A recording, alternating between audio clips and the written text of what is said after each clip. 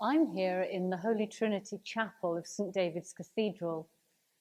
Behind the altar, you can see there are carvings of various saints. We have St. Paul and St. Peter and St. Andrew, all dressed in a long robe. And then a fourth character at the end, very differently. That is St. James, the patron saint of pilgrims, dressed in his big cloak with his staff and his bag and his wide-brimmed hat, just as the medieval pilgrims would have been doing.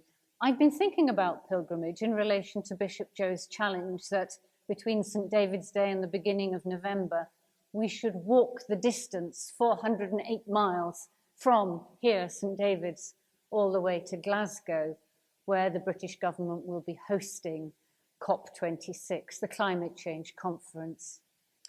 And I've been thinking about how pilgrimage can help us make that walk more than just an empty gesture, something symbolic which makes us feel good. But will it actually make a difference?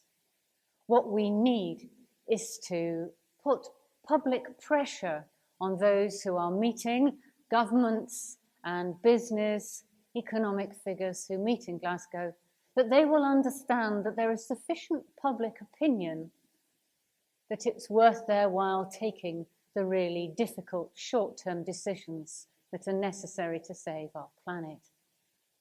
And this is how I think it works, because when we walk, not just for the sake of it, which is good for our bodies, we know that, but when we walk as pilgrims, when we walk with intention, when we walk paying attention to our surroundings, and when we pay attention to God, when we walk prayerfully, we align ourselves, not merely within ourselves and within the God's good creation around, but we find ourselves becoming aligned with God.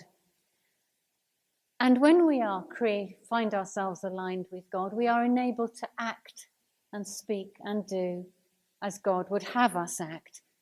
And I know that I need to act. I need to change my own lifestyle if I'm to live within a sustainable world.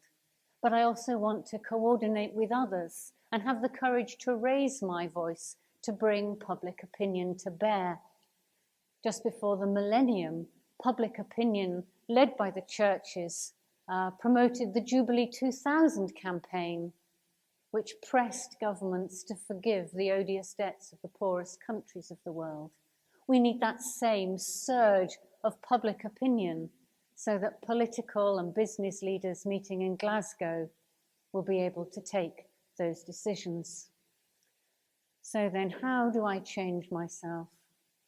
I think it's the same way as I go on a pilgrim journey, is by taking the first step and taking the next step, one step at a time, 1 mile at a time.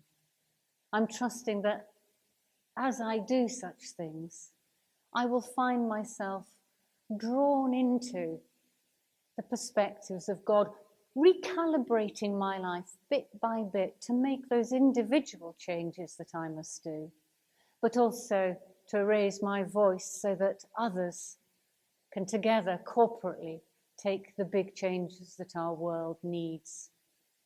So then, March the 1st, 408 miles, beginning one step at a time, step by step, mile by mile, bit by bit, changing our lives so that we might change the world for good. As David might say, start with the little things.